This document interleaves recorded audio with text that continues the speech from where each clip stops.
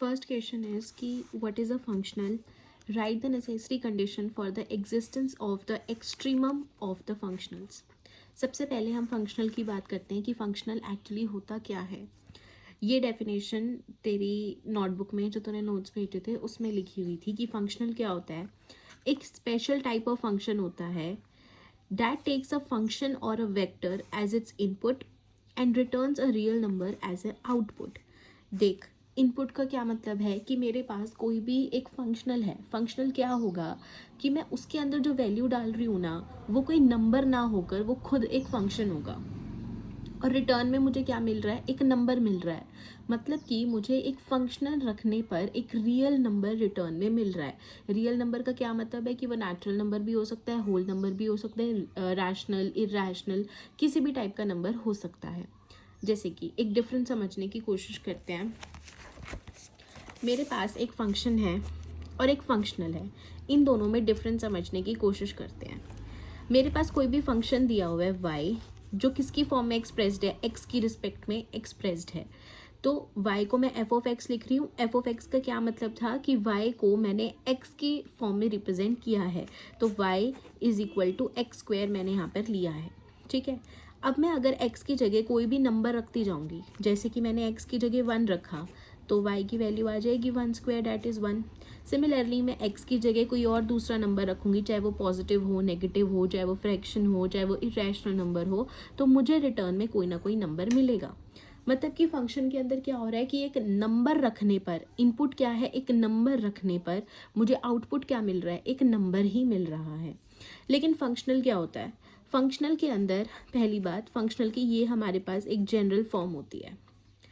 इसका क्या मतलब है कि y में फंक्शन है जहाँ पर y खुद किसकी फॉर्म में एक्सप्रेस्ड है, x की फॉर्म में। जैसे यहाँ पर y x की फॉर्म में रिप्रेजेंट था, वैसे यहाँ पर जो y है वो भी x की फॉर्म में रिप्रेजेंट है। इस y डैश का क्या मतलब है कि जो मेरे पास ये फंक्शन y है उसका फर्स्ट डेरिवेटिव, उसको x के रिप्रेजेंट में, x के रिस्पेक्ट में डेरिवेट कर दो, डिफ्रेंशिएट कर दो, तो वो मेरे पास y डैश आ जाएगा।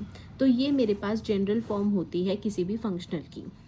अब यहाँ पर क्या होगा कि जो y है वो x की फॉर्म में एक फंक्शन है, तो मैं इस y की जगह क्या रखूँगी, जो फंक्शन है x के रिस्पेक्ट में। जैसे कि मैं कह रही हूँ y is equal to x square है, तो यहाँ पर मैं क्या रख दूँगी, एक्स स्क्वायर रख दूँगी। तो ये फंक्शन हुआ, मैंने एक वैल्यू ना रखकर एक फंक्शन रखा, और y डैश की जगह क्या रख दूँगी, इसका derivative with respect to x क्या होगा, 2x। तो मैंने एक नंबर ना रखकर गिवन फंक्शन के अंदर फंक्शन ही रखा।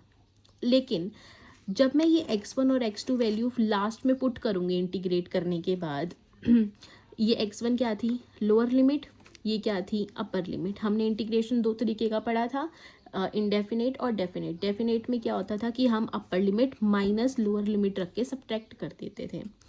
तो जब मैं ये वैल्यूज़ रख दूंगी तो मुझे एक नंबर मिलेगा लास्ट में। मतलब फंक्शनल में हुआ क्या कि मैंने एक फंक्शन रखा और मुझे लास्ट में एक सिंगल रियल नंबर मिल जाएगा। तो फंक्शन के अंदर नंबर रखने पर नंबर मिल रहा था, फंक्शनल के अंदर एक फंक्शन रखने पर मुझे एक नंबर मिल रहा है जो एक्चुअली एक रियल नंबर है। ठीक है, ये था फंक्शनल। फिर नेक्स्ट पार्ट था क्वेश्चन का कि नेसेसरी कंडीशंस क्या है एक्सट्रीमम की एग्जिस्ट करने की, फंक्शनल की एक्सट्रीमम एक्चुअली। अब पहली बात, एक्सट्रीमम क्या होता है। फंक्शनल क्या होता है कि एक फंक्शन रखने पर मुझे एक नंबर में आउटपुट मिल रहा है। एक्सट्रीमम क्या है, किसी पर्टिकुलर फंक्शनल की जो मैक्सिमम वैल्यू हो सकती है या फिर जो मिनिमम वैल्यू हो सकती है, उसको हम एक्सट्रीमम बोलते हैं। अब ये मैक्सिमम भी हो सकती है, मिनिमम भी हो सकती है। मतलब कि किसी भी फंक्शनल की वैल्यू सबसे ज़्यादा क्या हो सकती है, वो मैक्सिमम वैल्यू हो गई, और सबसे कम वैल्यू क्या हो सकती है, वो मिनिमम वैल्यू हो गई।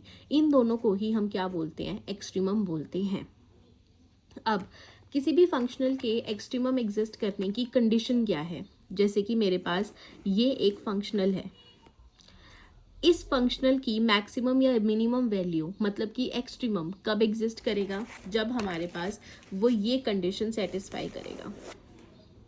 अब ये कंडीशन का क्या मतलब है, देखो यहाँ पर ये मेरे पास f फंक्शन है, ये जो एफ फंक्शन है वो बेसिकली तीन चीज़ों में है, एक्स, वाई और वाई डैश, जहाँ पर वाई खुद एक्स का फंक्शन है और वाई डैश क्या है, वाई का derivative with respect to x, first derivative with respect to x. अब ये कंडीशन क्या कह रही है कि जो एफ फंक्शन है उसका वाई के रिस्पेक्ट में पार्शियल डेरिवेटिव कर दो, मतलब कि एक्स और वाई डैश को, हमारे पास तीन वेरिएबल है एक्स, वाई और वाई डैश, इस y के रिस्पेक्ट में डेरिवेटिव कर दो इसको और इसको कांस्टेंट मानकर। हमने पार्शियल डिफरेंशिएशन पढ़ा था, वही कॉन्सेप्ट है। इस चीज़ का क्या मतलब है कि पहले f का डेरिवेटिव करो with respect to y dash, जो आंसर आया उसका x के रिस्पेक्ट में डिफरेंशिएट कर दो, और अगर इन दोनों वैल्यूज़ को सब्ट्रैक्ट करके आंसर 0 आ रहा है तो मतलब एक्सट्रीमम एग्जिस्ट करेगा, वरना एक्सट्रीमम एग्जिस्ट नहीं करेगा। तो ये कंडीशन एज इट इज़ याद करनी पड़ेगी, कोई चॉइस नहीं है। आई होप पहला क्वेश्चन समझ आ गया हो। नेक्स्ट क्वेश्चन,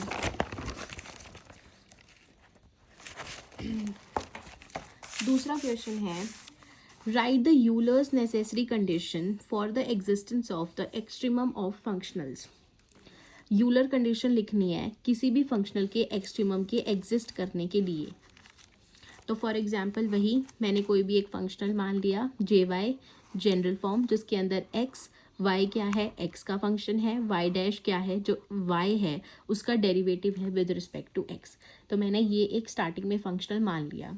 अब इस फंक्शनल का एक्सट्रीमम मतलब मैक्सिमम या मिनिमम वैल्यू कब एग्जिस्ट करेगी, वही सेम कंडीशन जो हमने पीछे पढ़ी थी, ये कंडीशन सेटिस्फाई होनी चाहिए।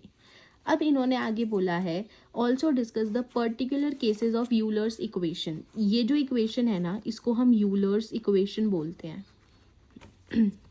अब इस यूलर इक्वेशन के हमें पर्टिकुलर केसेस डिस्कस करने हैं।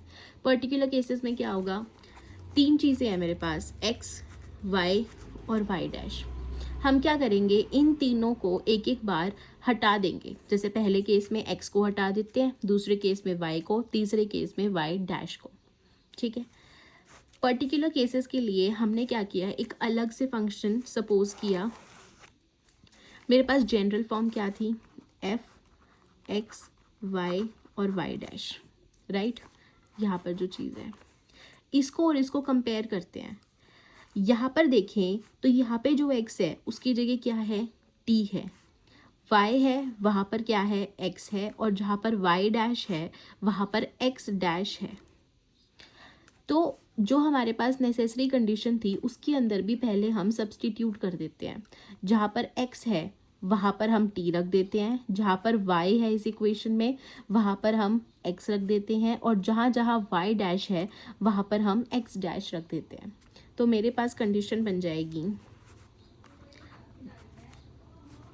Partial differentiation of f with respect to y है, यहाँ पर वाई की जगह एक्स है, minus d over d, x की जगह यहाँ पर टी है, del of f y dash की जगह यहाँ पर एक्स डैश है, इज इक्वल टू 0। मतलब कि अभी अगर मेरी ये कंडीशन सेटिस्फाई हो जाए, मतलब कि इस कंडीशन में हम पुट करके देखेंगे कि अलग अलग केसेस में एक्सट्रीमम एग्जिस्ट करने की क्या क्या कंडीशंस हैं। फाइन, आई होप ये चीज़ समझ आ गई हो कि जो जनरल फॉर्म थी मैंने उससे इस फंक्शन को कंपेयर कर दिया। अगर यहाँ पर जैसे टी एक्स एक्स डैश है, क्या पता यहाँ पर पी क्यू आर आ जाता फंक्शन, तो हम भी वहाँ पर क्या हो जाती, एक्स की वैल्यू पी, वाई की वैल्यू क्यू और वाई डैश की वैल्यू आर। तो हम ऐसे करके सब्सटीट्यूट कर सकते हैं। अब क्या करेंगे, एक बार टी को हटा देंगे, एक बार एक्स को हटा देंगे, एक बार एक्स डैश को हटा देंगे। तो पहला है F is independent of x. मैंने क्या किया, ये एक्स हटा दिया। इंडिपेंडेंट ऑफ एक्स का क्या मतलब है कि एफ के अंदर एक्स का कोई रोल नहीं है। तो अगर मैंने एक्स हटा दिया तो जो फंक्शन एफ है वो सिर्फ और सिर्फ टी और एक्स डैश पे एग्जिस्ट करेगा। तो मतलब कि जो यहाँ पर पूरा फंक्शन था वो एक्चुअली क्या बन गया, T comma x dash. Euler's equation use करते हैं, मेरे पास ये यूलर इक्वेशन है जो यहाँ बनी थी वही यहाँ लिखी है। अब x तो एग्जिस्ट ही नहीं करता, तो जो चीज़ एग्जिस्ट नहीं करती उसके रिस्पेक्ट में अगर हम पार्शियल डिफरेंशिएशन करेंगे वो तो 0 हो जाएगा। क्यों, क्योंकि यहाँ पर जो चीज़ थी वो तो कांस्टेंट हो जाएगी। अगर x नहीं है जिसके रिस्पेक्ट में मैं पार्शियल डिफरेंशिएशन कर रही हूँ, तो x नहीं है तो किसी भी वेरिएबल में कुछ भी चीज़ हो वो किसकी तरह एक्ट करती है, कांस्टेंट की तरह, और कांस्टेंट का डिफरेंशिएशन क्या होता है, ज़ीरो। तो इसीलिए del f over del x मेरे पास ज़ीरो हो गया। मैंने ये चीज़ उठा के इसमें रख दी, तो zero minus this is equal to zero, मेरे पास ये चीज़ बन गई। Del over del t this is equal to zero. मैंने क्या किया, इंटीग्रेट कर दिया। इंटीग्रेशन और डिफरेंशिएशन दोनों एक दूसरे के उल्टे होते हैं, तो उन्होंने क्या किया, इस डेल को और इस डेल को काट दिया। तो del f over del x dash के रिस्पेक्ट में जो डिफरेंशिएशन है एफ का वो ज़ीरो आ गया। और ज़ीरो आने का क्या मतलब है कि जो एफ है वो एक्चुअली है क्या, कांस्टेंट, क्योंकि कांस्टेंट का ही डिफरेंशिएशन ज़ीरो आता है किसी भी वेरिएबल के रिस्पेक्ट में। तो यहाँ पर मेरे पास ये कंडीशन बन गई, और इस इक्वेशन को हम बोलते हैं reduced Euler equation. I hope तुझे समझ आ गया हो कि जब मैंने एक वेरिएबल हटा दिया, कौन सा, ये x हटा दिया, तो मेरे पास Euler equation, reduced Euler equation बन गई, जो क्या बनी, differentiation of f with respect to x dash is zero. Second case, अब मैं t हटा देती हूँ। मेरे पास था f of t x comma x dash. एक बार मैंने x हटा दिया, अब मैंने t हटा दिया, तो मतलब कि जो f है वो किस पे डिपेंड करेगा, x और x डैश पे। तो जो वेरिएबल नहीं है उसके रिस्पेक्ट में अगर हम गिवन फंक्शन का डिफरेंशिएशन करेंगे तो वो ज़ीरो हो जाएगा। ये हमेशा ध्यान रखने वाली चीज़ है कि जो वेरिएबल एग्जिस्ट ही नहीं करता किसी फंक्शन में, अगर हम उसके रिस्पेक्ट में पार्शियल डिफरेंशिएशन करेंगे तो वो हमेशा ज़ीरो रहेगा। अब जो मेरे पास यूलर इक्वेशन थी, इसके अंदर del f over del t तो कहीं पे यूज़ ही नहीं हो रहा था, तो इसीलिए हम ये वाली यूलर इक्वेशन यूज़ ना करके हम मॉडिफाइड यूलर इक्वेशन यूज़ करते हैं, जिसका नाम है बेल्ट्रमीज़ आइडेंटिटी। तुझे याद करना हो तो ठीक है, नहीं करना हो तो ठीक है, क्योंकि तेरे नोट्स में नहीं था। तो हम modified form of Euler equation use करेंगे। इसको हमें डायरेक्टली याद करना है कि मॉडिफाइड फॉर्म ये होती है यूलर इक्वेशन की। फाइन, अब बाहर कॉमन में डी ओवर डी टी है ना, तो हम क्या करेंगे, इंटीग्रेट कर देते हैं ताकि मेरा ये जो del d over d t था वो हट जाए। इंटीग्रेट करने पर इन दोनों ने एक दूसरे को काट दिया, अब ये चीज़ बच गई। अब यहाँ पर मुझे पता है del f over del t is equal to zero था इस केस में, लेकिन यहाँ पे तो कुछ बचा ही नहीं मेरे पास del f over del t वाला। तो यही चीज़ किसके इक्वल हो गई, कांस्टेंट के, क्योंकि इसको सॉल्व करके ज़ीरो आ रहा है, तो मतलब कि जो भी डिफरेंशिएशन है वो कुछ ना कुछ कांस्टेंट होगा, तो इसीलिए हमने इसको कांस्टेंट के इक्वल रख दिया। ये है सेकेंड सिचुएशन जिसके अंदर हमने किसके इंडिपेंडेंट लिया, टी के इंडिपेंडेंट लिया। अब F T x x dash, T हो गया, एक्स हो गया, अब एक्स डैश के इंडिपेंडेंट ले लेते हैं फंक्शन को। तो अगर एक्स डैश हटा दूँ तो फंक्शन किस किस पे डिपेंड कर रहा है, टी और एक्स पे। टी और एक्स पे डिपेंड करने का मतलब है कि एक्स डैश जो वेरिएबल नहीं है उसके रिस्पेक्ट में डिफरेंशिएशन करेंगे वो क्या हो जाएगा, ज़ीरो। और इस चीज़ को हम ऐसे लिख सकते हैं, एफ क्या है जिसका डिफरेंशिएशन हो रहा है, किसके रिस्पेक्ट में हो रहा है, एक्स डैश, वो हम नीचे लिख देते हैं, तो ये चीज़ क्या है, ज़ीरो है। अब यहाँ पर हम यूलर इक्वेशन यूज़ करेंगे, क्योंकि जो यूलर इक्वेशन होती है उसके अंदर हमारे पास del f over del x dash होता है। ठीक है, तो ये चीज़ ज़ीरो बन गई, differentiation of zero will be zero, तो f x is equal to zero आ गया। ये है मेरे पास यूलर इक्वेशन और कंडीशन जब एफ जो है वो एक्स डैश के इंडिपेंडेंट होता है। ये था सेकेंड क्वेश्चन। थर्ड क्वेश्चन है, लेजेंडरीज सफिशिएंट कंडीशंस बतानी है for the existence of functional extremum.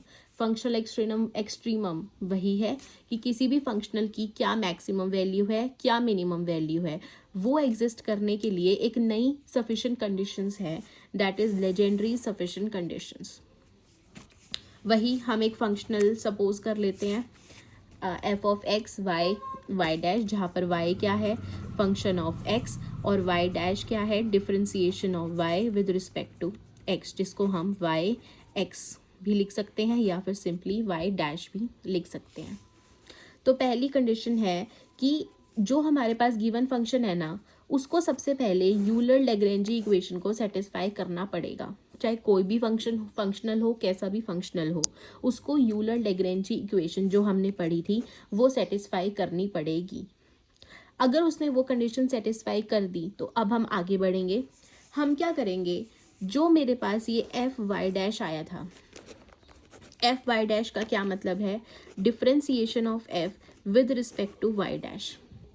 ये जो वैल्यू आई थी उसका हम दोबारा से डिफ्रेंसिएशन करके सेकंड डेरिवेटिव निकाल लेंगे।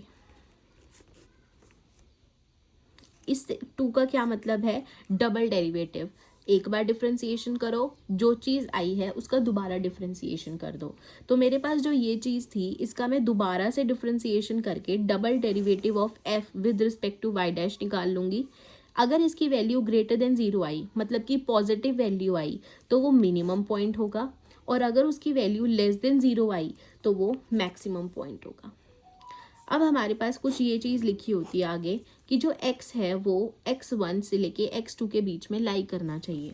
x1 x2 क्या थे, ये वाले, ये जो लिमिट्स है इनके बीच में, इन दोनों को भी इंक्लूड करेंगे लिमिट्स को, और इनके बीच की वैल्यूज़ के लिए ही ये कंडीशन सेटिस्फाई होनी चाहिए। तो ये चीज़ हम कंसीडर करें ना करें आप रहने दो, बस डबल डेरिवेटिव निकालो। अगर वो ग्रेटर देन ज़ीरो आ गया तो मिनिमम पॉइंट हो जाएगा, लेस देन ज़ीरो आ गया तो मैक्सिमम पॉइंट हो जाएगा। ये है मेरे पास लैग्रेंजी sufficient condition for the existence of functional extremum.